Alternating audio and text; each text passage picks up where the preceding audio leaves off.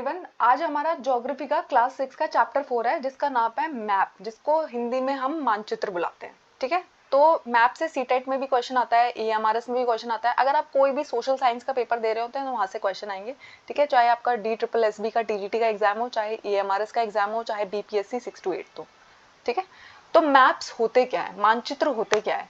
ठीक है, तो अगर आप है ना पूरे अर्थ को देखोगे तो पूरा का पूरा सर्कुलर फॉर्म में तो आप ड्रॉ नहीं कर सकते ना। आप किसी को कैसे समझाओगे ऑस्ट्रेलिया कहाँ पे है, अंटार्कटिका कहाँ पे है, ये सारी कंट्रीज कहाँ पे है। तो ये सारा प्रॉब्लम सॉल्व करने के लिए हमने क्या किया, हमने अपनी कन्वीनियंस के लिए फ्लैट सरफेस पे है ना ड्रॉ कर दिया सारी कंट्रीज को। ठीक है, तो इसलिए उनको हमने क्या बुलाया, उनको हम मानचित्र बुलाते हैं, मैप बुलाते हैं। जब है ना हम फ्लैट सरफेस पे जो सारी ज्योग्राफी है हमारी वो ड्रॉ कर देते हैं तो उसको हम क्या बुलाते हैं, मानचित्र बुलाते हैं।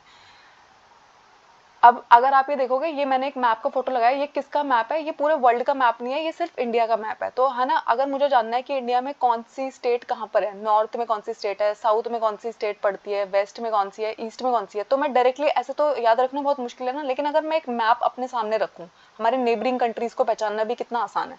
तो देखो, आपको पता है हमारी ना 7 नेबरिंग कंट्रीज है जो लैंड बॉर्डर शेयर करती है हमारे साथ, और 2 हमारी ऐसी कंट्रीज है जो हमारे साथ वाटर बॉडीज के थ्रू कनेक्टेड है। ठीक है, तो ये सब कुछ हमें कैसे पता चलता है, मैप को देख के पता चलता है। उसके बाद है ना, मैप के डिफरेंट डिफरेंट टाइप्स भी होते हैं ना, तो कैसे कैसे मैप्स है। तो पहली बात है ना, हमारे पास होता है फिजिकल मैप। फिजिकल मैप का मतलब होता है जिसमें ना माउंटेन्स, प्लेटू, प्लेन्स, रिवर्स, इन सबको वो करते हैं। तो आप है ना अगर स्कूल में पढ़ रहे हो, ठीक है, तो आपको है ना बहुत बार स्कूल में शॉप पे जाके बोला होगा कि मुझे ना इंडिया का फिजिकल मैप दे दो, इंडिया का फिजिकल मैप दे दो। क्यों? क्योंकि उसमें ना हम क्या लेबल कराते हैं, पहाड़ों को, पठारों को, ठीक है, प्लेन एरिया को, कौन सी नदी कहाँ पे बहती बहती है, कौन सा ओशन कहाँ पे प्रेजेंट है, ठीक है, कौन सा सी कहाँ पे प्रेजेंट है, अरेबियन सी कहाँ पे है, बे ऑफ बंगाल कहाँ पे है, ठीक है, दक्षिण का पठार कहाँ पे है, ये सब कुछ चीजें हम कहाँ पे मार्क करेंगे। तो है ना, हम अपने फिजिकल मैप में ये सब कुछ मार्क करते हैं। ठीक है, कभी कभी फिर हम ये भी कहते हैं कि इंडिया का पॉलिटिकल मैप दे दो। ठीक है, तो इंडिया का पॉलिटिकल मैप का मतलब क्या है, तो ऐसा मैप जिसमें है ना शहर दिख रहे होंगे, गांव दिख रहे होंगे, डिफरेंट डिफरेंट टाउन्स दिख रहे होंगे। ठीक है, और अगर मैं वर्ल्ड की बात करूँ तो डिफरेंट डिफरेंट वर्ल्ड की कंट्रीज दिख रही होगी। ठीक है, कि चाइना कहाँ पे है, नेपाल कहाँ पे है, भूटान कहाँ पे है, इंडिया कहाँ पे है, यूएसए कहाँ पे है। ठीक है, वो वर्ल्ड का पॉलिटिकल मैप होगा। और अगर इंडिया के पॉलिटिकल मैप की बात हो रही है तो आपको पता चलेगा कि गुजरात कहाँ पे है, दिल्ली कहाँ पे है, ठीक है, बंगाल कहाँ पे है।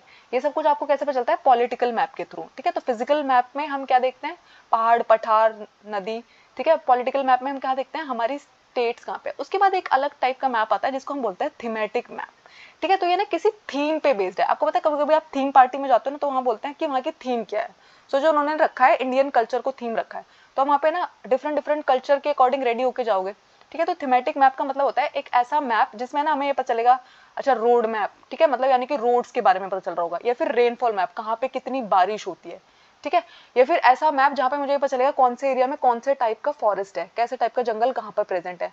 या फिर कभी कभी हम ऐसे भी देखते हैं ना, मैप में हमें लोकेट करना होता है कि कौन से एरिया में खेती होती है, कौन से एरिया में कौन से टाइप की इंडस्ट्री लगती है। ठीक है, उनको हम बोलते हैं थीमेटिक मैप। तो जब एक मैप है ना टोटली इस बात पे लोकेटेड हो, अगर मैंने आपको एक मैप दिया और उसमें ना सिर्फ रेनफॉल दिख रहा है कि है ना इस एरिया में इतनी बारिश होती है, राजस्थान में कम बारिश होती है, ठीक है, नॉर्थ ईस्ट में बहुत ज्यादा बारिश होती है, अगर ये सारा मैप ये है तो कौन से टाइप का मैप है, थीमेटिक मैप है वो। ठीक है,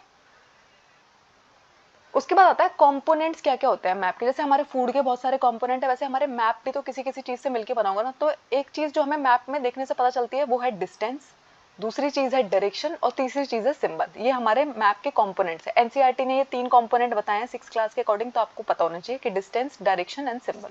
तो डिस्टेंस का मतलब होता है, अगर आप मैप में देख रहे हो कि दिल्ली टू मुंबई कितना डिस्टेंस है, तो ये आपको कैसे पता चलेगा, वहां पे ना डायरेक्टली नहीं लिखा होगा, मतलब है ना ऐसे अगर 1400 किलोमीटर डिस्टेंस है तो ये नहीं कि उस मैप में 1400 किलोमीटर वो ड्रॉ करेंगे, हम है ना स्केल यूज कर लेते हैं। ठीक है, फिर आपको डायरेक्शन दिख रही होगी, आपको पता चल रहा होगा ना कि जो यूपी है वो नॉर्थ में पड़ता है, ठीक है, जो तमिलनाडु है वो साउथ में पड़ता है, इंडिया के साउथ में है वो लोकेटेड। ठीक है, वेस्ट में कौन लोकेटेड है, ईस्ट में कौन लोकेटेड है, ये सब कुछ हमें मैप को देख के पता चलता है ना। उसके बाद है ना सिंबल। तो सिंबल का मतलब क्या होता है, कोई है ना, जब आप मैप को देखते हो तो उसमें ना, जब कोई स्कूल आता है तो उसके लिए एक अलग से सिंबल होता है ना, ठीक है, कोई प्लांट आ रहा है, ठीक है, अलग से सिंबल होता है। जब आप रोड पे भी जा रहे होते हो तो वहां पे ना ऐसा आपके लिए साइन बोर्ड्स लगे होते हैं ना कि आगे स्कूल है, ध्यान से चलाइए। तो ऐसे है ना आपके मैप्स में भी है ना डिफरेंट डिफरेंट चीजों के लिए अलग अलग सिंबल्स हुए। ठीक है, तो डिस्टेंस को शो करने के लिए हम एक चीज यूज करते हैं जिसको हम बोलते हैं स्केल। तो स्केल का मतलब होता है रेशो निकाल लेते हैं हम एक्चुअल डिस्टेंस का जो ग्राउंड पे है और हम मैप पे उसे कैसे दिखाएंगे। सोचो जैसे आपके स्कूल में इन्होंने जो एग्जांपल दिया है, आपके स्कूल और घर के बीच में जो डिस्टेंस है वो 10 किलोमीटर है। अब 10 किलोमीटर अगर मैं एक मैप पे दिखाऊंगी तो कितना बड़ा मैप मुझे बनाना पड़ेगा, ठीक है। तो मैं क्या करूंगी कि इसको स्केल बना लूंगी, मैं बोल दूंगी कि 1 सेंटीमीटर अगर मैप पे दिख रहा है ना, इसका मतलब है 5 किलोमीटर, ठीक है। तो इसलिए ना आप कभी अगर मैप को बहुत ध्यान से देखोगे ना तो वहां पे ना स्केल लिखा होता है कि इस मैप में इस इतनी वैल्यू को इतनी चीज शो कर रही है, ठीक है। फिर है ना स्केल है ना 2 टाइप का होता है, एक होता है स्मॉल स्केल मैप और एक होता है लार्ज स्केल मैप, ठीक है। तो जब है ना एक बहुत बड़ा एरिया हमें उस पे दिखाना है, अपने छोटे से मैप पे दिखाना है, तो हम क्या करते हैं स्मॉल स्केल बना लेते हैं उसको, यानी कि ना कोई चीज एक्चुअल में तो 500 किलोमीटर दूर है लेकिन मैं उसे ना बस 5 सेंटीमीटर के बराबर लिख दूंगी और थोड़ी सी जगह पे मेरा मैप में वो आ जाएगी। अब देखो हमारे मैप में ना जैसे उन्होंने गुजरात बनाया हुआ है, राजस्थान बनाया हुआ है, यूपी बनाया हुआ है, लेकिन वो एक्चुअल में तो बहुत बड़े हैं ना, लेकिन हमारे मैप पे हमने उसे छोटी सी जगह में ही दिखा दिया, ठीक है। तो उसे हम बोलेंगे स्मॉल स्केल मैप। फिर आता है large scale map. Large scale का मतलब होता है कि है ना एक बहुत स्मॉल सा एरिया मुझे उसमें दिखाना है लेकिन मैं उसको ना इतना छोटा करके नहीं दिखाऊंगी, ठीक है। यानी कि अगर वो एक्चुअल में है ना 500 मीटर का एरिया था जो मुझे दिखाना था, सोचो आप है ना अपनी कॉलोनी का मैप बना रहे हो, ठीक है। आपने किसी को अपने दोस्त को बताया कि मेरे घर आने का, मेरी कॉलोनी आने का ये मैप है, तो आपने अपनी कॉलोनी का मैप बनाना शुरू किया लेकिन आपने एक पूरा पेज पे उसको मैप बना के दिया, तो आपने एक छोटे से एरिया को रिप्रेजेंट करने के लिए कितना बड़ा पेपर यूज किया ना, तो उसको हम बोलते हैं लार्ज स्केल मैप, ठीक है।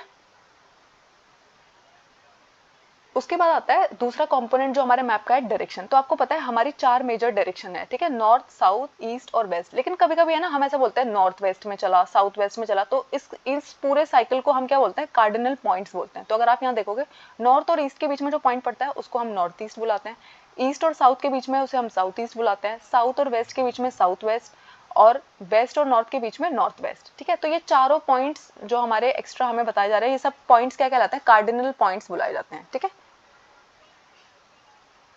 डायरेक्शन पता चल रही होती है ना मैप में, जैसे आप किसी जगह पे जा रहे हो तो आजकल आप गूगल मैप यूज करते हो कि नहीं करते, तो आपको बताता है कि आपको लेफ्ट लेना है, राइट लेना है, इस डायरेक्शन में चलना है, नॉर्थ में चलना है, साउथ में चलना होता है, ठीक है। तो मैप का ना बहुत ही इंपॉर्टेंट कंपोनेंट होता है डायरेक्शन, डिस्टेंस, और उसके बाद थर्ड है सिंबल्स, ठीक है। तो बिल्डिंग आ रही है, कोई आगे रोड आ रहा है, कोई ब्रिज आने वाला है आगे, तो आपको साइन दिखा रहा होता है ना, ठीक है। ये सब कुछ है ना सिंबल्स की हेल्प से दिखा रहा होता है। अब ये सोचो कि सिंबल्स की हेल्प से अभी है ना पिछले साल जो 2021 में पेपर हुआ उसमें ना सीटेट ने कन्वेंशनल सिंबल्स के बारे में पूछा, ठीक है। तो कन्वेंशनल सिंबल्स का मतलब होता है, अब देखो इंडिया में आप अगर हो वहां पे ट्री को शो करने के लिए, बिल्डिंग को शो करने के लिए अगर कोई सिंबल है, और अगर आप यूएस में चले गए तो वो सिंबल है ना बदल ही जाएगा। तो हमने क्या किया हुआ है, हमने ना कन्वेंशनल सिंबल्स बनाए हुए हैं। इसका मतलब है एक इंटरनेशनल एग्रीमेंट हमने बना रखा है कि इंडिया में अगर मैप बन रहा है तो भी यही सिंबल्स यूज होंगे, यूएस में अगर मैप बन रहा है तो भी यही सिंबल्स यूज होंगे।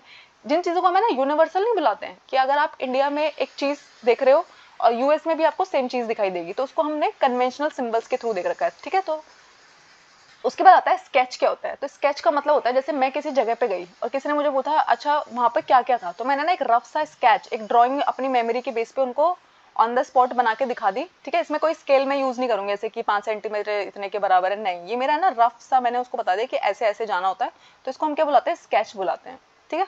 उसके बाद है ना प्लान। प्लान क्या होता है, जब है ना आप एक स्मॉल एरिया को